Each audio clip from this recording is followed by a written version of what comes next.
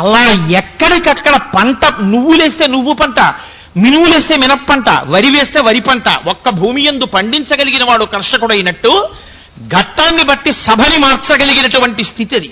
అదే సామాన్యం కాదు. కాబట్టి హాస్యరసం అప్పటికి 3 రసాలు అయ్యాయి. 4వది శృంగారం. అబ్బో, అమలిన శృంగారం ఎంత అద్భుతమో నిజంగా. కానీ నేను యథార్థంగా చెప్పవలసి వస్తే ఆ శృంగార సన్నివేశమునందు పరమశివుడు మాత్రం అప్పుడే మన్మధుణ్ణి కాల్చేసిన పరమశివుడిలో ఉన్నాడు. ఎందువల్ల అంటే అమ్మవారు ఆవిష్కరిస్తున్నటువంటి శృంగార రసం, ఆవిడ కన్నుల్లోంచి ఒలుకుతున్న ఆ రసం, ఇంత సభ ముందు ఇంతమంది వీడియోగ్రాఫర్లు, ఇంతమంది కెమెరాల వాళ్ళు తిరుగుతుంటే అవేవి పట్టనట్టు, పరమశివుడి గురించే తాపత్రయపడుతున్నట్టు ఆ కళ్ళంతా అలవోకగా పెట్టి ఆవిడ అలా శృంగార రసాన్ని అభినయిస్తూ బరువుగా అడుగులేస్తుంటే పరమశివుడు కూడా శృంగారాన్ని ఆవిష్కరించడం మరిచిపోయి ఈవిడ్ని చూస్తూ నిలబడిపోయాడు. నిజానికి నిన్న అది శోభానాయుడు గారి ప్రతిభ. ఆ ప్రతిభకి ఎవడైనా అంతే, అలా కావలసిందే. అక్కడ ఎవడు శివుడిగా వేసినా బహుశా అంతకన్నా చేయలేడేమో.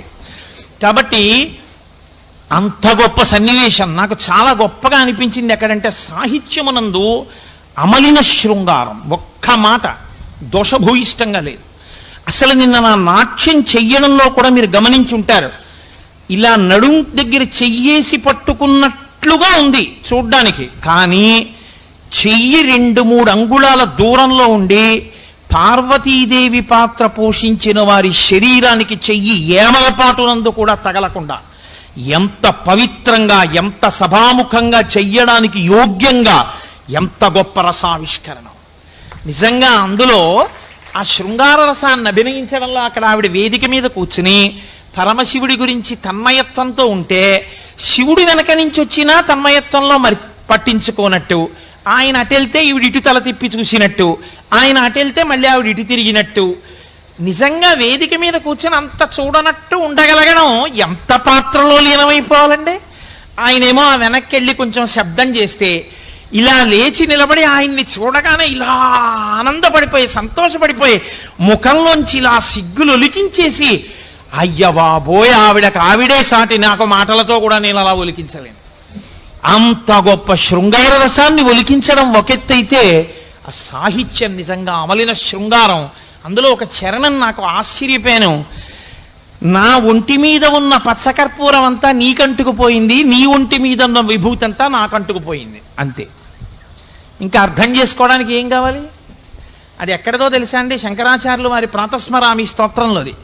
ప్రాతస్మరామి పరమేశ్వర బాహుదండాన్ ఖట్వాంగశూల హరిణాహ పినాకయుక్తాన్ గౌరీ కపోలకు చరంజిత పత్ర రేఖాన్ సవర్ణ కంకణ మణిద్యుతి బసమానాం. శంకర భగవత్పాదులు చేశారు. పరమశివ, తెల్లవారగానే నీ చేతి వంక చూస్తే రాత్రి పార్వతీదేవి తన స్తనముల మీద అలదుకున్నటువంటి కస్తూరి రేఖలు నీ అరిచేతి కంటుకొని కనబడుతున్నాయన్నారు. ఇంకా వివరించాలా? చాలు శృంగారాన్ని వర్ణించడానికి. శంకరాచార్యుల వారి సాహిత్యాన్ని ఆదర్శంగా తీసుకునే ఎవరో అటువంటి రచనని చేశారు. చేసి ఆడదానికి సిగ్గు కదండి, పార్వతీ పరమేశ్వరుల యొక్క ప్రణయాన్ని చూసి సాటి ఆడదైన కంగ సిగ్గుపడి కొప్పులోకి జారిపోయింది, ఇక చూడలేక. శృంగారము ఆవిష్కారం కదా, విచ్చుకోవడం. ఆయన తల మీద చంద్రవంక చూసి కలువ, ఈవిడ మెడలో కలువ అనుకోండి, లేకపోతే ఆవిడ సిగలో కలువ అనుకోండి, ఆ కలువ బాగా విచ్చుకుందిట. చంద్రస్పర్శకి, చంద్రకిరణ స్పర్శకి కలువలు విచ్చుకుంటాయి. ఆవిడ హృదయము విచ్చుకుంది, గంగ సిగ్గుపడిపోయింది. ఆ రసావిష్కరణం నిజంగా శృంగార రసం అత్యద్భుతం. ఇవన్నీ ఒకెత్తి ఇప్పటికి 4 రసాలు నేను పూర్తి చేసేసాను, అంటే అంతకన్నా సమయం లేక. 5వ రసం భయానకం. ఇది చాలా చాలా కష్టం. ఎందుకంటే అమ్మవారి విషయంలో భయానకము అనేటటువంటి రసాన్ని ఎవ్వరూ చెప్పడం కుదరదు, అసలు చెప్పలేరు కూడా, చెప్పకూడదు కూడా, తప్పది. అందుకే అమ్మవారి నవరసాలు ఆవిష్కరించడంలో అందరూ ఇబ్బంది ఎక్కడ పడిపోతారంటే భయం చెప్పడం ఎలా. ఎందుకంటే ఆవిడకే స్వయంగా భయాపహ, భయమును పోగొడుతుందని ఓ పేరు. మృత్యుదారు కుఠారిక, మృత్యు అనే దారువుకు ఆవిడ గొడ్డలి వంటిది. మృత్యువు పెద్ద భయం, ఆ మృత్యువుని పోగొడుతుంది. అసలు ఆవిడికి భువన భయ భంగవ్యసనిని అని ఒక పేరు. భువనముల యొక్క భయాన్ని పోగొట్టే తల్లి అని ఒక పేరు. అటువంటి తల్లికి భయం ఏమిటి? ఇంకా ఆవిడ భయపడిందని చెప్పడం ఏమిటి? అర్ధరహితం, అసలు చెప్పడం కుదరదు, అది సాధ్యం కాదు కూడా. అందుకే గజాసుర వృత్తాంతాన్ని స్వీకరించాను కానీ అది పూర్తిగా అంగీకారయోగ్యమా అంటే కుదరదు. ఎందుచేత అంటే గజాసుర శరీరము కూడా ప్రకృతి వికారము కాబట్టి అమ్మవారే. ప్రకృతి వికారమైన శరీరమునందు శివుడు ఉన్నట్టే శివలింగం పక్కన సాకారంగా అమ్మవారు ఉంటుంది, లింగరూపుడై పరమేశ్వరుడు ఉంటాడు. లోపల లింగరూపుడై పరమాత్మ ఉంటాడు, ప్రకృతిగా అమ్మవారు ఉంటుంది శరీరంగా. గజాసురుడి శరీరం మాత్రం అమ్మవారు కాదేమిటి? అమ్మవారి ఎందే శివుడు ఉన్నాడు. అప్పుడు కూడా కైలాసం ఖాళీ అయిపోతే అమ్మవారు భయపడిపోవడం అన్నది లోకంలో ఉండదు. ఆవిడ పూర్వజా త్రిపురాంబిక, ఆవిడికి తెలియనిదేం ఉండదు. ఏది ఏం జరుగుతుందో ఆవిడికి అన్నీ తెలుసు. ఆ మాటకు వస్తే శివ శివ వాళ్ళిద్దరి మధ్య అభేదం, ఆవిడికి భయం ఏమిటి? కాబట్టి భయం కుదరదు. కానీ ఎలాగో అలా పెట్టాలి. అందుకే శంకరాచార్యుల వారంతటి వారు భయం చెప్పడం ఎలా అని ఆలోచించారు అమ్మవారి గురించి నవరసాలు చెప్తూ. ఆయన ఒక అత్యద్భుతమైనటువంటి విషయాన్ని తీసుకున్నారు. ఆయన ఎలా తీసుకున్నారంటే ఇంకోలా భయం చెప్తే బాగుండదని స్త్రీ సహజమైనటువంటి బిడియాన్ని భయంగా అందంగా ఆవిష్కరించారు. పరమశివుడు యొక్క లీలలు వర్ణిస్తుంటే సంతోషంగా ఆవిడిలా ఆయన చేయి పట్టుకుంది, మా ఆయన ఇంత గొప్పవాడని. పరమశివుడి చేతులకి కూడా పిల్లపావులు చుట్టుకుని ఉంటాయి, పాము అడుగున చల్లగా ఉంటుంది. అమ్మవారి చెయ్యిలా పట్టుకుంటే పరమశివుడి చేతికి ఉన్నటువంటి పాము కంకణంలా ఉన్నది విప్పుకుని మెల్లిగా అమ్మవారి ఒంటి మీదకి పాకింది, ఆవిడ చేయి మీదకి. చల్లగా ఏదో తగిలితే ఆవిడ ఇలా చూసింది. ఆవిడ ఎప్పుడు పావులు ఆభరణంగా వేసుకోదు, ఆవిడ హారాలు వేసుకుంటుంది. ఓ పాము తన మీదకి ఎక్కేటప్పటికి ఎంత అమ్మవారైనా అకస్మాత్తుగా పాము పిల్ల ఎక్కుతుంటే ఇలా అంది, హరాహిభ్యో భీత, అలా అంది కాబట్టి భయపడింది అన్నారు శంకరాచార్యులు. అంతకన్నా చెప్తే బాగుండదు, ఇంక అమ్మవారికి భయం అని అంత అందంగా చెప్పారు శంకర భగవత్పాదులు. అందుకని నేను దాన్ని అక్కడతో వదిలేస్తున్నాను. బహుశా ఇంకంతకన్నా అవకాశం లేకపోయి ఉండవచ్చు. భయానకం తర్వాత అద్భుత రసం.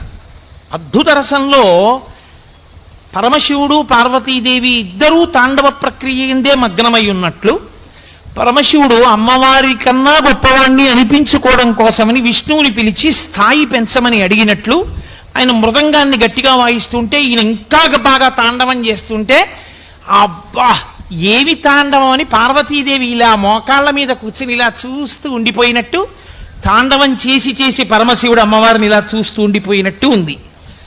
నాకనిపించింది ఆయన తాండవం చూసి ఈవిడ అద్భుత రసాన్ని పొందిందా, ఆవిడ అలా కూర్చుని బుగ్గన చెయ్యి పెట్టుకుని చూస్తే అసలు ఆవిడ అలా ఉండడం అద్భుతంగా అనిపించి శివుడు ఆగిపోయాడా అని నాకు అనిపించింది.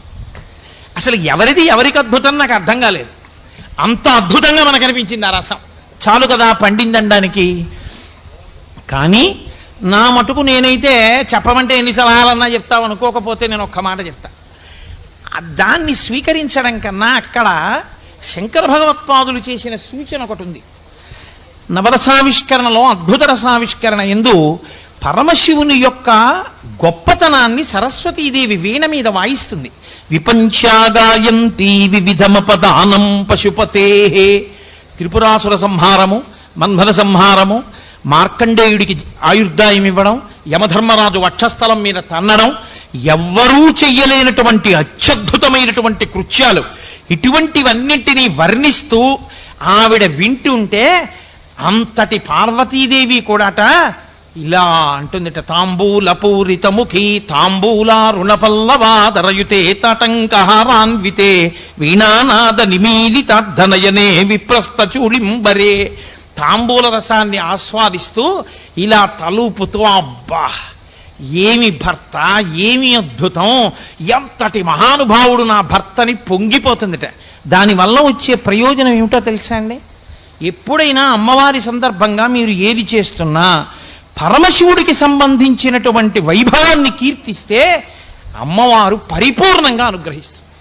అందుకే సౌందర్యలహరి చేసిన శంకరాచార్యుల వారు శివశక్త్యాయుక్తో శివశబ్దంతో మొదలుపెట్టారు. శివుని యొక్క వైభవర్ణనకే ఆవిడ అద్భుత రసాన్ని ప్రదర్శించినట్లుగా ఆ ఘట్టాల్ని తెచ్చి అంత అందంగా కూర్చాలి అంటే అది తల్లి శోభానాయుడు గారు లాంటి కారణజన్మురాలకి తప్ప అన్యులకి సాధ్యమయ్యే విషయం కాదు.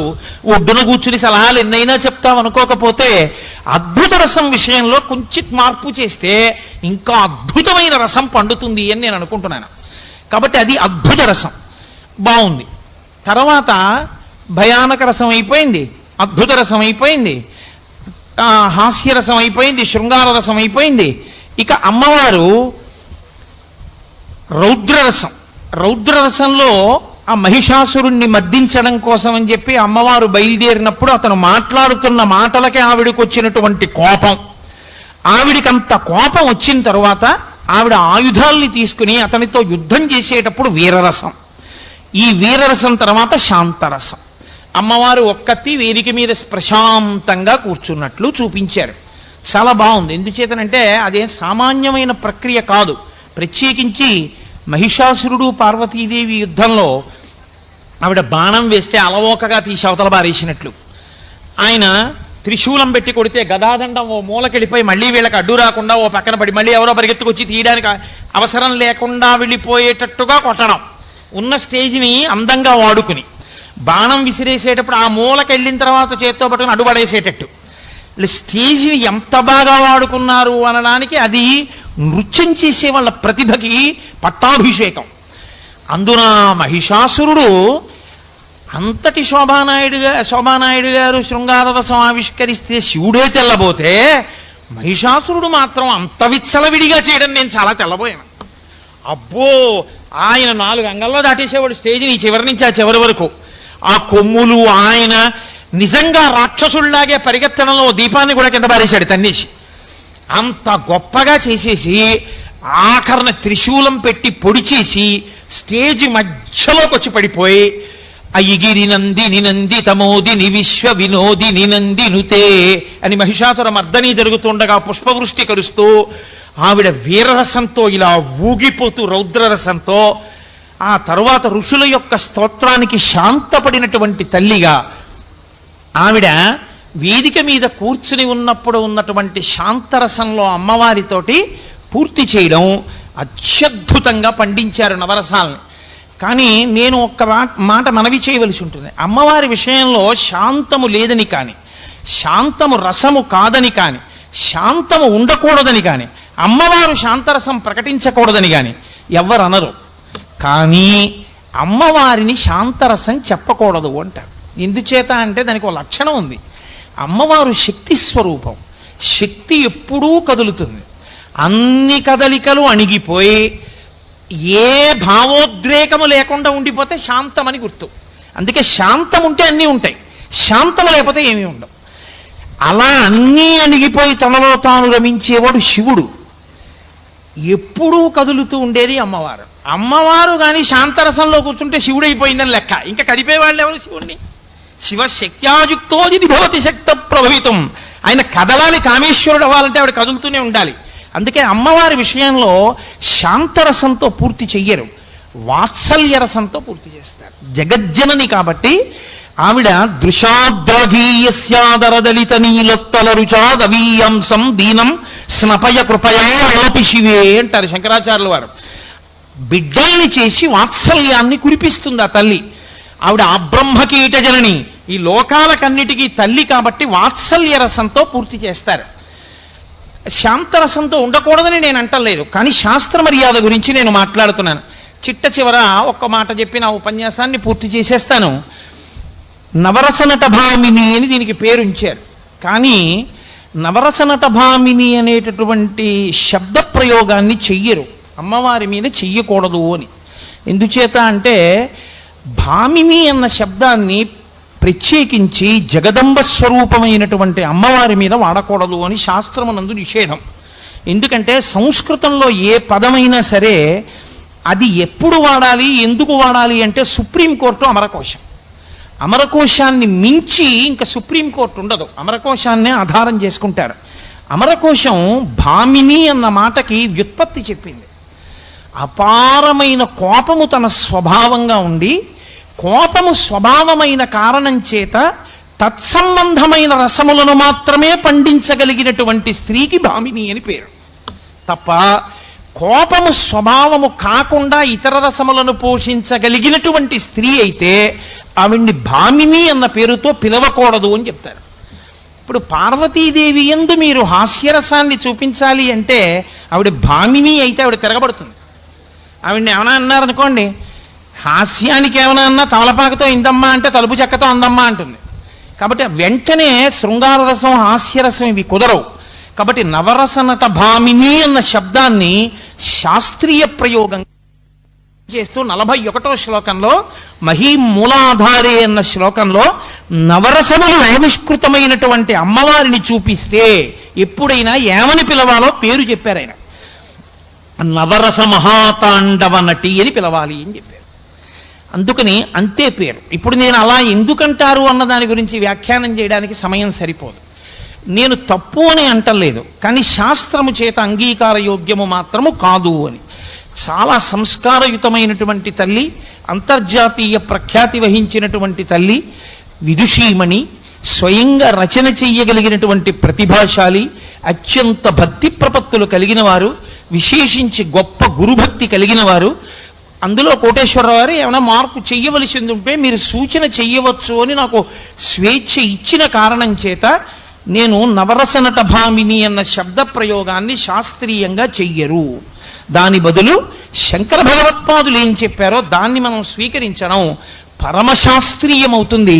దాని వలన అమ్మవారు కూడా ఎంతో సంతోషిస్తుంది అని మనవి చేస్తూ, ఇంత గొప్ప నృత్య కార్యక్రమాన్ని చూడగలిగినటువంటి అదృష్టాన్ని వసంత నవరాత్రుల్లో మనకి కల్పించినటువంటి సుబ్బారావు గారికి వ్యక్తిగతంగా మనందరి తరపున నేను కృతజ్ఞతలను ఆవిష్కరిస్తూ, అంత గొప్ప నృత్య కార్యక్రమాన్ని మాకు అందించి, ఒక పక్క ఇక్కడ నాట్యం చేస్తూ, ఒక పక్క అక్కడ అనౌన్స్మెంట్ చేస్తూ, ఒక పక్క వ్యాఖ్యానం చెప్తూ, ఒక పక్క శిష్యులందరికీ ఆదేశాలు ఇస్తూ, ఒక పక్క పాత్ర పరిచయం చేస్తూ, ఒక పక్క ఈ సంభారాలన్నింటినీ ఏర్పాటు చేసుకుంటూ, ఓ పక్కన అలాంటి అల్పజ్ఞుడు చెప్పిన మాటలు కూడా వింటూ, అంత వినయంతో అంత ఔదార్యంతో ఉండగలిగినటువంటి ఆ తల్లి యొక్క వైభవానికి నటరాజు యొక్క అంశగా వచ్చినటువంటి పద్మశ్రీ డాక్టర్ శోభానాయుడు గారికి నేను హృదయపూర్వకంగా కొవ్వాడ కాకినాడ ప్రజలందరి తరపున పెద్దరికాన్ని మీరు నాకు ఇస్తారు కాబట్టి నేను స్వతంత్రంగా తీసుకుని ఆవిడికి హార్దిక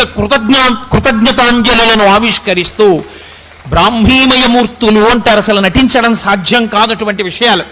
బ్రాహ్మీమయమూర్తులు పిల్లలతో గోళీలు కూడా ఆడుకుంటారు, ఆ చేష్టితములు అద్భుతంగా ఉంటాయి. ఆవిడిప్పుడు సర్వం సాయిమయం అనేటటువంటి ఆ అద్భుతమైనటువంటి నృత్య కార్యక్రమాన్ని చేస్తారు. మళ్ళీ ఒకసారి పోతన గారు చెప్పినట్టు, చూపుల శ్రీపతి రూపము నాపోవక త్రావి త్రావి హర్షోద్ధతయై. ఒక ఇంద్రియం చెయ్యవలసిన పని ఒక ఇంద్రియం, నోటితో తాగవలసిన దాన్ని కన్నులతో తాగుదాం, చెవులతో తాగుదాం. అందుకు సంసిద్ధులు కావలసిందిగా ఇవాళ భగవద్గీతని పక్కన పెట్టి అంత గొప్ప నృత్య కార్యక్రమం జరిగిన సందర్భాన్ని పురస్కరించుకుని దాన్ని ఒక్కసారి విహంగ వీక్షణం చేస్తూ కృతజ్ఞతాంజలులను ఆవిష్కరించడానికి అవకాశంగా ఇవాల్టి ఉపన్యాస కార్యక్రమాన్ని స్వీకరించినందుకు, భగవద్గీత చెప్పనందుకు నన్ను మన్నించవలసినదిగా వేడుకుంటూ ఈ కార్యక్రమాన్ని ఇంతటితో ముగిస్తూ తర్వాత కార్యక్రమాన్ని సుబ్బారావు గారు ప్రారంభింపజేస్తారని మీకు మన భగవద్గీత ప్రథమాధ్యాయం అర్జున విషాదయోగం అయితే, రెండవదైనటువంటి సాంఖ్యయోగం, మూడవదైనటువంటి కర్మయోగం మొదలైన వాటిలో పరమాత్మ అనేకమైనటువంటి సత్యములను ఆవిష్కరించారు. అందులో సనాతన ధర్మమునకు ఒక ప్రత్యేకమైన గొప్పతనం ఉంటుంది. ఇలా చెయ్యి, ఇలా చెయ్యకు అని చెప్పడంలో రెండిటి యందు కూడా కారణము ఒక్కటే. ఏమిటి కారణము అంటే అభ్యున్నతి, జీవుని యొక్క అభ్యున్నతి కొరకు నిర్దేశం చేస్తారు. ఇందులో ఇలా చెయ్యి అని చెప్పడం తేలిక, ఇలా చెయ్యి అని చెప్పింది అలా చేయడం కూడా కొంతవరకు తేలిక, మనసుకి అధ్యవసాయం ఉంటే. ఇలా చెయ్యకు అన్నదాన్ని చెయ్యకుండా ఉండలేని వాడి పరిస్థితికి నేనేం చేయలేను అని ఊరుకుందనుకోండి శాస్త్రం, మరి వాడి అభ్యున్నతి ఎలా? కాబట్టి నేను ఇలా చెయ్యవద్దు అని ఏదన్నానో అలా చెయ్యకుండా ఉండలేని వాడికి కూడా మార్గం చూపించగలగాలి. అది సనాతన ధర్మం యొక్క చాలా చాలా గొప్పతనం. అందుకే సాధారణంగా మనుష్యుడు చెయ్యకుండా ఉండలేనివి ఏ ఉంటాయో వాటికి విరుగుడు కూడా శాస్త్రం చెప్తారు. ఉపనిషత్ రూపంలో, గురు శిష్య సంవాద రూపంలో చెప్తారు. నువ్వు ఇతర స్త్రీలని చూసినప్పుడు నీ మనసు కదలకుండా ఉండడం లేదు, ఇప్పుడు ఏం చేయాలి? నేనేం చెయ్యలేని అనరు. మాతృవత్పరదారేషు దానికి ఒక సమాధానం చెప్తారు. నీవు అన్య స్త్రీలను చూసినప్పుడు వారిలో మీ అమ్మగారిని చూడు, అంతే. ఇక అమ్మ అన్న సమన్వయం ఎక్కడుందో ఇక అక్కడ కామానికి అవకాశం ఉండదు. అది పాల మీద నీళ్లు చల్లడం లాంటిదే, ఆ పొంగు చల్లారుతుంది. కాబట్టి మాతృవత్ పరదారేషు, దొంగతనం చేయకుండా ఉండలేడు. ఎక్కడైనా ఏదైనా కనపడింది అంటే తనదిగా చేసేసుకోవాలి ఆ ద్రవ్యాన్ని. ఇప్పుడు దీని నుంచి ఎలా మనసుని మార్చడం? పరద్రవ్యానిలోష్ఠవత్, నువ్వు అలా వెళ్ళిపోతుంటే అనేకమైన రాళ్ళు కనపడతాయి. ఆ రాళ్ళు తీసుకుని జేబులో వేసుకుని ఇంటికి వెడతావా? నాకెందుకు ఈ రాయి అంటావు. నీది కాని దాన్ని, ఈశ్వరుడు నీకు ఇవ్వని దాన్ని చూసినప్పుడు దాని యందు నువ్వు పెట్టుకోవలసిన దృష్టి అది రాయి.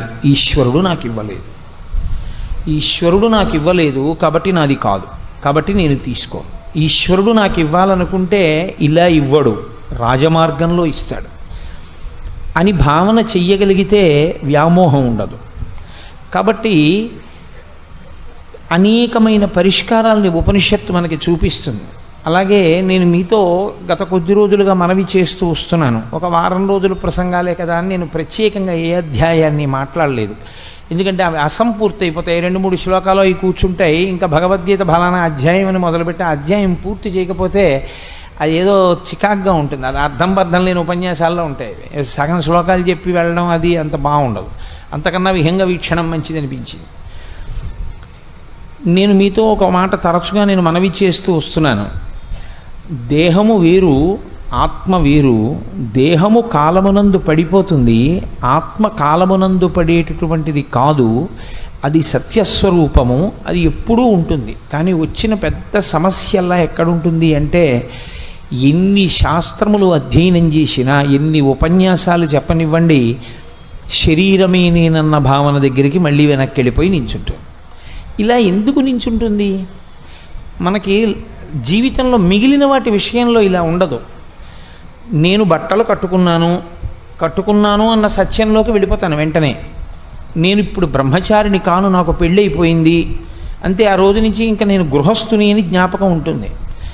గృహస్థాశ్రమం నుంచి వానప్రస్థానికి వెళ్ళాను, అవును నేను ఇప్పుడు వానప్రస్థుని జ్ఞాపకానికి ఉంటుంది. అది ఇంకా మళ్ళీ ఏం పెద్ద గుర్తుపెట్టుకోక్కర్లేదు.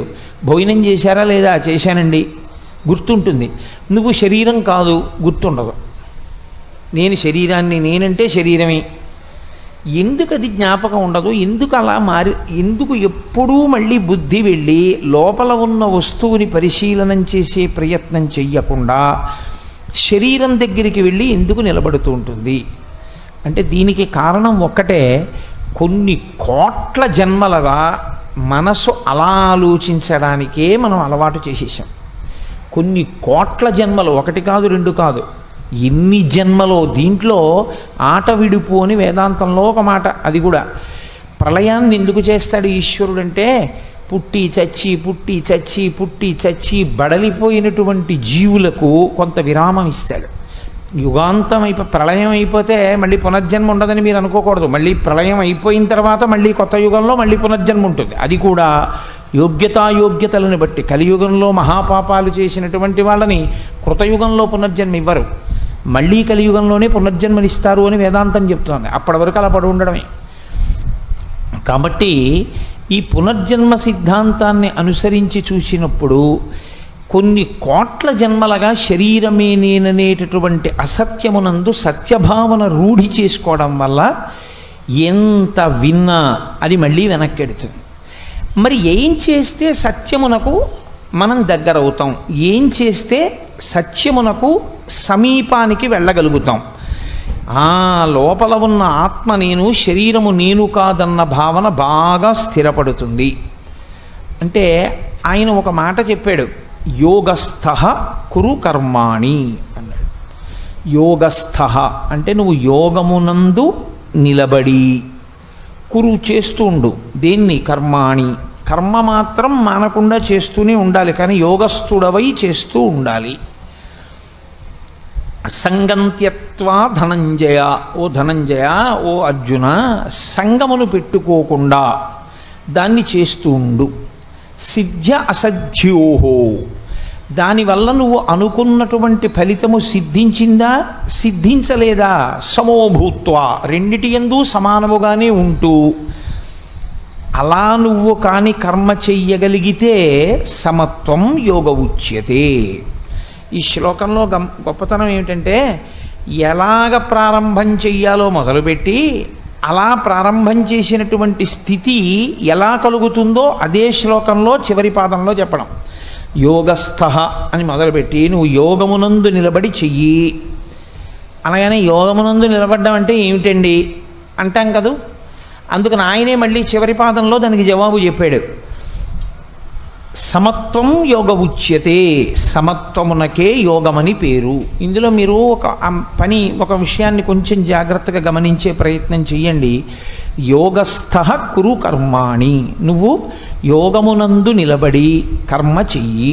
కర్మ అంటే సాధారణంగా పెద్ద కర్మ, చిన్న కర్మ ఇలాంటి వాటి గురించి నేను మాట్లాడటలేదు. కర్మ అంటే ఏదో ఒక పని చేస్తూ ఉండడము. ఈ పని చేస్తూ ఉండడము అన్నది ఈ స్థూల శరీరంతో చేసేదైనా కావచ్చు, మనసుతో చేసేదైనా కావచ్చు. ఈ శరీరముతో చెయ్యలేకపోయినా మనసుతో కూడా చేస్తుంటాం మనం కొన్ని పనులు. కాబట్టి ఈ రెండు రకాలుగా చేసేటటువంటి పనులలో సమత్వమును పొందు. సరే, అసలు ఆ పని చెయ్యడము అన్న మాట గురించి ఒక విషయాన్ని కొంచెం గీతని మనం అధ్యయనం చేసేటప్పుడు జాగ్రత్తగా పరిశీలన చేయవలసి ఉంటుంది.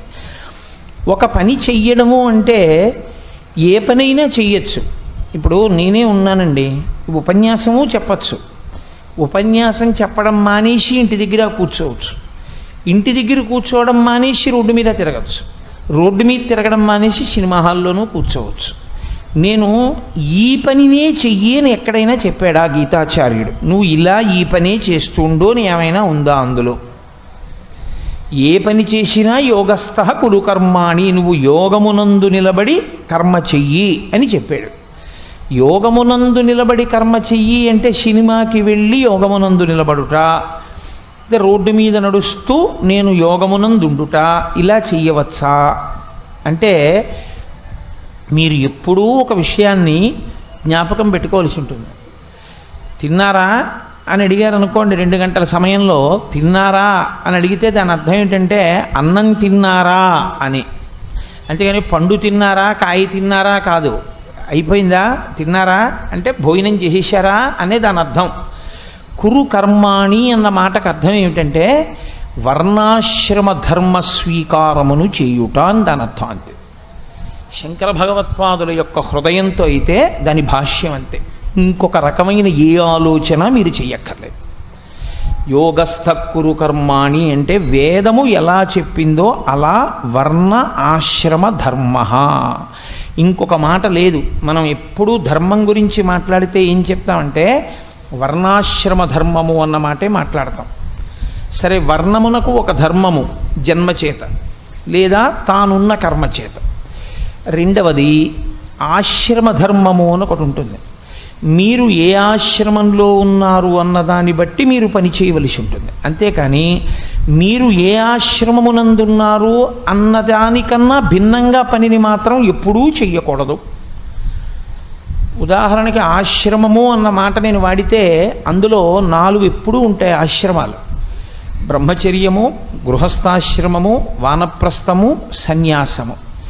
ఈ 4 ప్రతి మనుష్యుడు స్వీకరిస్తాడు ఆయుర్దాయం అంగీకరిస్తే.